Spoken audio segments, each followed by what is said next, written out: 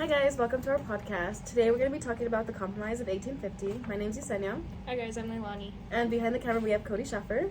Hi guys, I'm going to be the one asking questions. Yes. I think it's very important to talk about just because of everything that's been going on the past few years with racism and...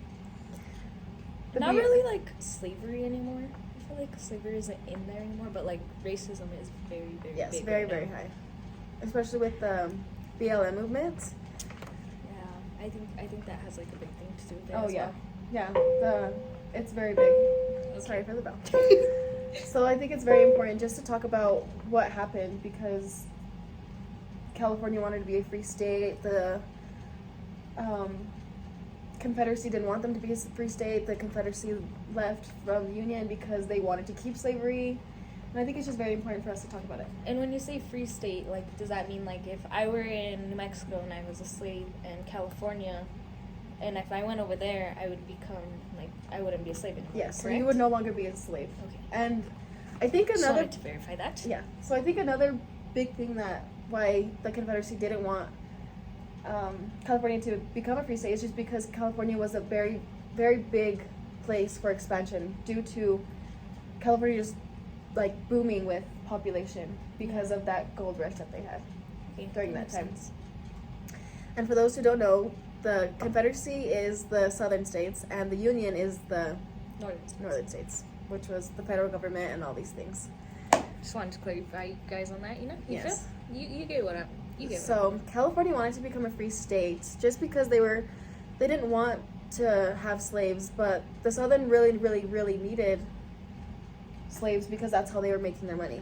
And I feel like that caused a lot of conflict because, like, I feel like California is such a big state, and like for them to want to leave made it like a very big difference in like income and everything. Yeah, and it would unbalance the free states and the non-free states, obviously. So one of the questions that we have is about Uncle Tom's Cabin. Do you know what that is? Kind of, but not really. If you want to explain it more in depth to me. So the Uncle Tom's Cabin, it's a book about Uncle Tom, obviously, and he just talks about him being a slave and just all the awful things he had to endure while being a slave. And that book was very, very popular with the Union, but also with the Confederacy. And it's just crazy because the Confederacy still wanted to keep slaves even after the book came out.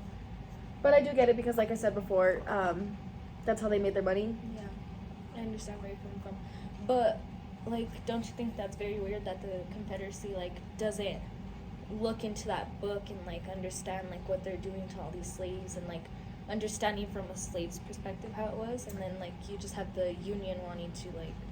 You have a Union state, like, oh, well, maybe we should try this, and it works, but there's a lot of debates and clashing with each other, you know what I mean? Yes, and I just think, well, because slaves were less than human to them. They were nothing.